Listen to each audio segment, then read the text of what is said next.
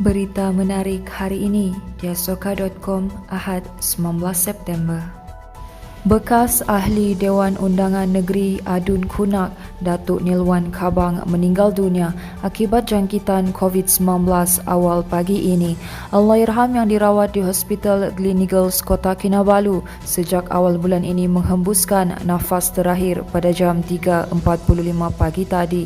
Nilwan 71 yang juga timbalan Ketua Penerangan UMNO Sabah menjadi Adun Kunak selepas memenangi kerusi berkenaan pada pilihan raya umum PRU 2008 dan sekali lagi mempertahankan kerusi pada PRU 2013. Sepanjang karier politiknya, Allahyarham pernah menjadi Pembantu Menteri Pembangunan Luar Bandar Sabah di bawah Kerajaan Barisan Nasional pimpinan bekas Ketua Menteri Tan Sri Musa Aman selepas memenangi PRU 2013. Kenalan Allahyarham menyifatkan beliau seorang pemimpin yang mempunyai perwatakan sederhana dan disenangi serta mudah didekati masyarakat. Sementara itu, jenazah Allahyarham selamat dikebumikan di Tanah Perkuburan Islam Kampung Ulu, Putatan tengah hari tadi. Sementara itu, UMNO Sabah menyifatkan pemergian bekas Ahli Dewan Undangan Negeri Adun Kunak, Datuk Nilwan Kabang sebagai kehilangan besar kepada rakyat khususnya UMNO Negeri.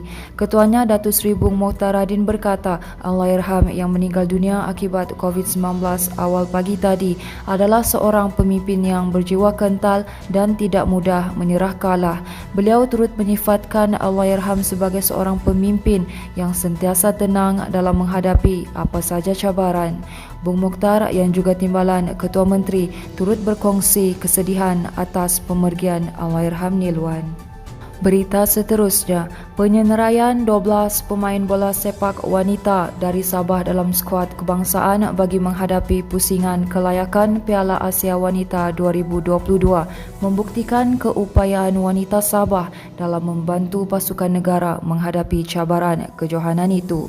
Naib Presiden Persatuan Bola Sepak Sabah SAFA, Datuk Dr. Jelani Hamdan berkata pihaknya gembira dengan pemilihan 12 pemain terbabit dalam skuad kebangsaan kerana membuktikan Sabah memiliki pemain wanita yang berbakat. Beliau berkata pemain dari Sabah itu adalah antara 23 pemain dalam skuad wanita kebangsaan yang sudah tiba di Palestin untuk menghadapi pusingan kelayakan kejohanan berkenaan. Beliau menambah skuad wanita Malaysia akan menentang pasukan Thailand dalam kumpulan H pada hari ini dan kemudian bertemu tuan rumah Palestin pada 22 September ini. Seterusnya, kejadian banjir yang berlaku di daerah Penampang Rabu lalu menyebabkan kerosakan bukan saja kepada kemudahan awam tetapi juga rumah dan harta benda penduduk. Malah dalam kejadian itu banyak kenderaan milik penduduk turut rosak selepas dilanda banjir lumpur akibat tanah runtuh di kawasan berhampiran.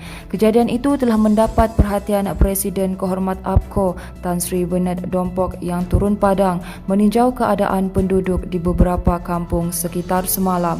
Beliau yang diiringi Ahli Dewan Negara yang juga Ketua Bahagian APKO Penampang, Datuk Donald Mojuntin turut menghulurkan sumbangan kepada keluarga mangsa banjir. Datuk Donald berkata kejadian banjir bukan pertama kali berlaku di daerah Penampang dan ia memerlukan perancangan strategik bagi menyelesaikan masalah itu daripada terus berulang. Katanya semua pihak juga perlu memastikan sistem perparitan yang berada dalam kawasan mereka sentiasa berfungsi dalam keadaan baik. Donald berkata antara langkah awal yang perlu dilakukan adalah untuk menyambung semula projek mitigasi banjir Penampang yang sudah mendapat kelulusan pada tahun 2011.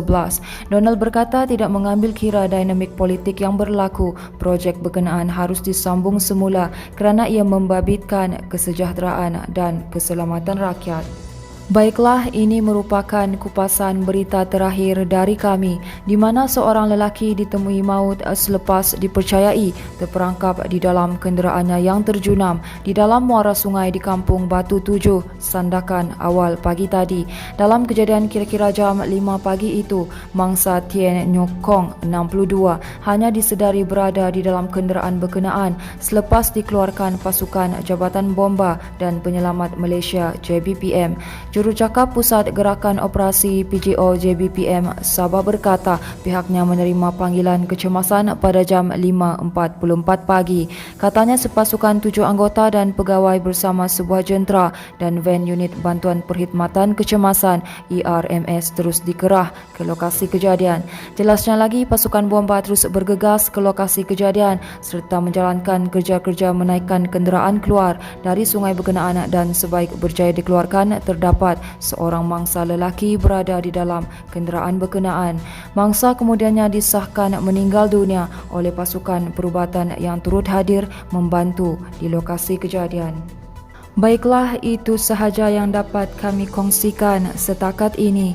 Teruskan bersama kami untuk mendapatkan berita komprehensif hanya di diasoka.com.